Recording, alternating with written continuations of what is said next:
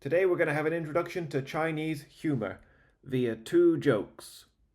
The first one is about white people. 一对白人夫妇结婚多年，终于有了个孩子，但竟然是黑皮肤的。丈夫埋怨妻子说：都是你的错，每次上床，你非要关灯不可。So, a white couple who have been married for many years finally have their first child. And it turns out that the child is born black. And the husband scolds his wife and says, "This is all your fault. You always insist on doing it with the lights off." So, it's a pretty good joke about ethnic stereotypes.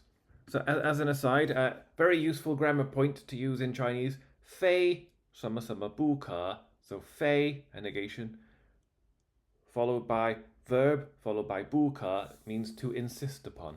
So, 非什么什么不可. So, 非死不可, which sounds a lot like Facebook, means to insist on dying. The next one is on a much more common theme in Chinese humor, what is known as 同音字. 同音字. So let's hear the joke first and then explain it. 姐姐出差，晚上姐夫和小嫂子在客厅聊天。姐夫问：你睡后多少钱？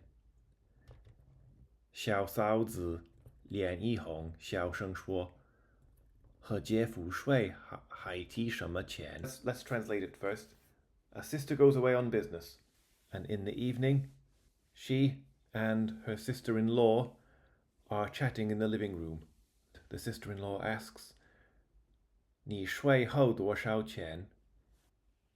How much do you earn after taxes? 税 as in taxes. She says, her face goes red, 脸一红, and quietly says, 小声. 税还提什么钱? What do you mean accepting money for 睡? Because 睡 also means to sleep. It's obviously a different character. So the root of this joke comes in two words sounding strikingly similar. So 睡, tax, and 睡, to sleep.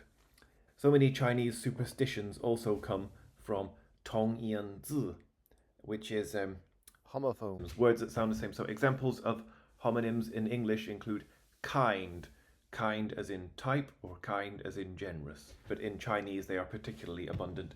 So this intermediate reader is one of the very best Chinese textbooks I've ever had. And so chapter 6 is titled The Trouble with Homophones. So 麻烦的同音字. And it explains, so for example, why it is a bad idea to give a clock as a gift in China, because 送终 sounds a lot like to attend upon a dying parent, or married couples should not cut a pear together, as in the fruit, cut a pear, because 分离 sounds like 分离, to separate. A joke is like a frog. It dies when you try to dissect it. But I hope those two jokes made a bit of sense. One about a white couple finally having a child together, and another about family members discussing how much one earns after taxes, which also sounds, in context, sounds a bit similar to accepting money for sex.